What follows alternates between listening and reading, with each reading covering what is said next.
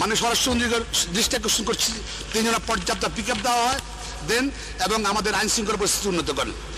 আর বিদ্যুৎ, মাননীয় স্পিকার, সবাই বলছে অনেক কথা, বিদ্যুতের কথা, সবাই বিদ্যুৎ চান।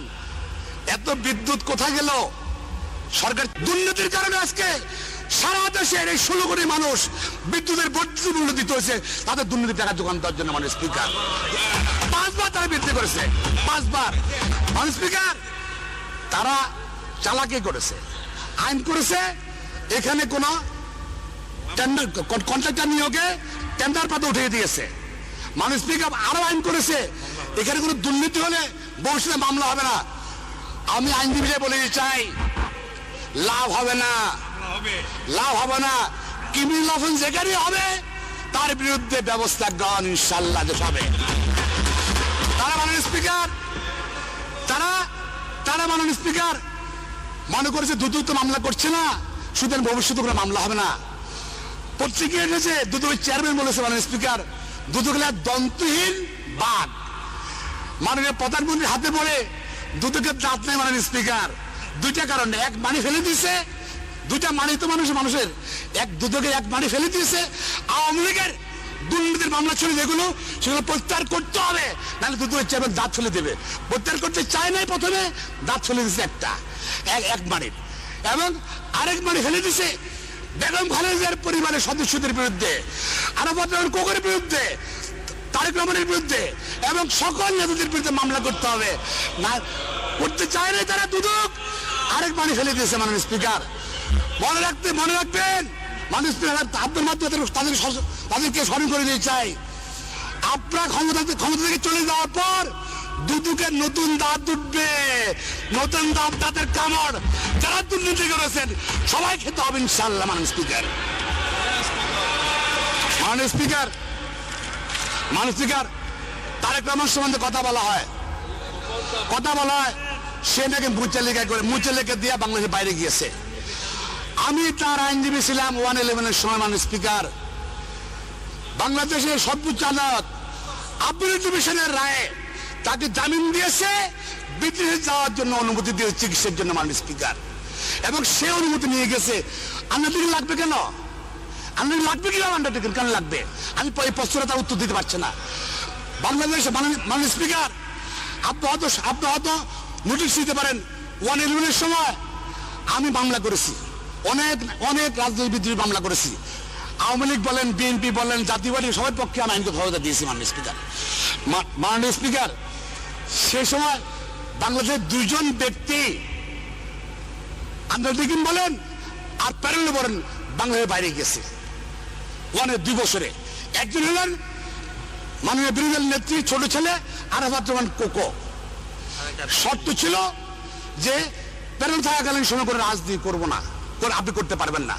আরাফাত রহমান কোকো বিদেশে গিয়ে চিকিৎসার জন্য, সে চিকিৎসাই করেছে, একটা শব্দ রাজনৈতিক কথা বলেন সে বলে নাই, সে শব্দ পালন করেছে। আরেকজন আমাদের মাননীয় সংসদ নেতা প্রধানমন্ত্রী, উনি প্যারেলে গিয়েছিলেন, বিদেশে গিয়েছিলেন। মাননীয় স্পিকার, উনি প্যারেলে গিয়েছেন, ডকুমেন্ট দেখুন আপনারা, এবং প্যারেলে গিয়ে উনি প্রথম লন্ডনের বক্তৃতা দিয়েছেন, রাজনৈতিক বক্তৃতা দিয়েছেন, প্যারেলের শর্ত উনি ভঙ্গ করেছেন। মাননীয় স্পিকার, শুধু তাই নয়, মানুষের বিদেশ থেকে এসে সংসদ নির্বাচনে অংশগ্রহণ করেছেন, সেটা প্যারেলের শর্ত ভঙ্গ। এমনকি মাননীয় প্রধানমন্ত্রী যে শপথ দিয়েছেন, সেটা প্যারেলের শর্ত ভঙ্গ করেছেন। যদি প্যারেলের শর্ত ভঙ্গ করে থাকে, যদি মাননীয় স্পিকার, মাননীয় প্রধানমন্ত্রী ভঙ্গ করেছেন, আর কেউ ভঙ্গ করে নাই শর্ত মুক্ত। মাননীয় স্পিকার, মাননীয় স্পিকার, আছে যে পদ্মা আছে, আমার কাছে আছে, আমার সব আছে। পদ্মা সেতু, মাননীয় স্পিকার, আরো জিনিস আছে। পদ্মা সেতু, মাননীয় স্পিকার, পদ্মা সেতু কোথায়? মাননীয় প্রধানমন্ত্রীর বাড়িতে যাওয়ার মানুষ কিন্তু অন্য জায়গায় দুর্নীতিতে প্রশ্ন দেয়। নিজের বাড়ির রাস্তা থেকে দুর্নীতি করবে, নিজের বাড়ির সামনে থেকে পুলিশ থেকে দুর্নীতি করবে, এটা মানুষ আশা করে না। মাননীয় প্রধানমন্ত্রীর বাড়িতে যাওয়ার সেই ব্রিজ থেকে মাননীয় স্পিকার, তারা দুর্নীতি করেছে 12%। পত্রপত্রিকা এসেছে, এই পর্যন্ত প্রতিবাদ দেয় নেই। এখনো আবুল হনিফ সাহেব এখনো মন্ত্রী আছেন, মন্ত্রী পদমর্যাদা। মাননীয় স্পিকার, নাই বাদ দিয়ে এটাই পেমেন্ট করে বাদ দিয়ে দিয়েছে। এটাই প্রমাণ করে যে আবুল আলম সাহেব দুটি বিষয়ে জরুরি ছিল, সরকার দায়িত্ব নিতে চায়নি, তাকে মন্ত্রী থেকে বাদ দিয়েছে। আপনি বাজেট সম্বন্ধে বলবেন না? বাজেট সম্বন্ধে বলবেন? মাননীয় স্পিকার, বাজেট দাদা আছেন না, আমি জানি না। মাননীয় স্পিকার, 70 লক্ষ টাকা রেলের টাকা কে না জানে? মাননীয় স্পিকার, কে না জানে 70 লক্ষ ঘুষের টাকা? সারা জীবন নীতির কথা বলছেন উনি, সারা জীবন মানুষকে রাজনীতি শুধরিয়েছেন, ভালো ভালো কথা বলেছেন মাননীয় স্পিকার। আর সেই সুনীল সেনগুপ্ত সাহেবের 70 লক্ষ টাকা উনি এখনো মন্ত্রী আছে। মাননীয় স্পিকার, মাননীয় স্পিকার, দুঃখ লজ্জার ব্যাপার মাননীয় স্পিকার। মানবাধিকার পরিস্থিতি মাননীয় স্পিকার সারা পৃথিবী সমালোচনা করতেছে, সভা বন্ধ করেছেন স্বরাষ্ট্রমন্ত্রী, কারণ ভয় মাননীয় স্পিকার, ভয়। 4 তারিখে বেগম খালেদা মিটিং করেছে, লক্ষ লক্ষ লোক হয়েছে। 5 তারিখে হেফাজত মিটিং করেছে, লক্ষ লক্ষ লোক হয়েছে। সরকারের বিরুদ্ধে মিটিং ডাকলে লক্ষ লক্ষ লোক হয়। এখন এই ভয়েই তারা সভা সমাবেশ বন্ধ করেছে মাননীয় স্পিকার। মাননীয় স্পিকার, মাননীয় স্পিকার, মাননীয় স্পিকার, হেফাজত সম্বন্ধে বলতে চাই, 1,50,000 গুলি করেছে, পাখিও মরে, তারা বলছে। মাননীয় স্পিকার, কত লোক আপনারা হত্যা করেছেন? আপনার হাতে মানুষের রক্ত আছে, বিচার একদিন হবে ইনশাল্লাহ বাংলাদেশে। স্বাধীনতার পরে স্বাধীনতা যুদ্ধে যারা হত্যা করেছিল, নারী নির্যাতন করেছে, তাদের বিচার 42 বছর পর হচ্ছে ইনশাল্লাহ। হেফাজতে যে হত্যা করেছেন, এই বিচার বাংলাদেশ হবে ইনশাল্লাহ, ওই ট্রাইব্যুনাল হয়। মাননীয় স্পিকার, মাননীয় স্পিকার, তারা মাননীয় স্পিকার, তারা কিন্তু সমালোচনা আমাদের, আমরা 2006 সালে পর্যন্ত আমরা ক্ষমতায় ছিলাম। মাঝখানে 2 বছর সরকার ছিল, সে সমালোচনা করে না মৌলানা আবুল ফখরুদ্দিন আমাদের, কারণ তারাই ওদেরকে ক্ষমতায় বসিয়েছে। জনগণ ভোটে বসায়নি ওদেরকে। আপনাকে ধন্যবাদ।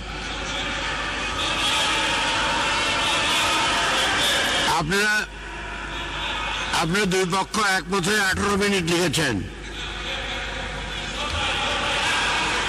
ওই দিক থেকে বলতেছেন নো টাইম।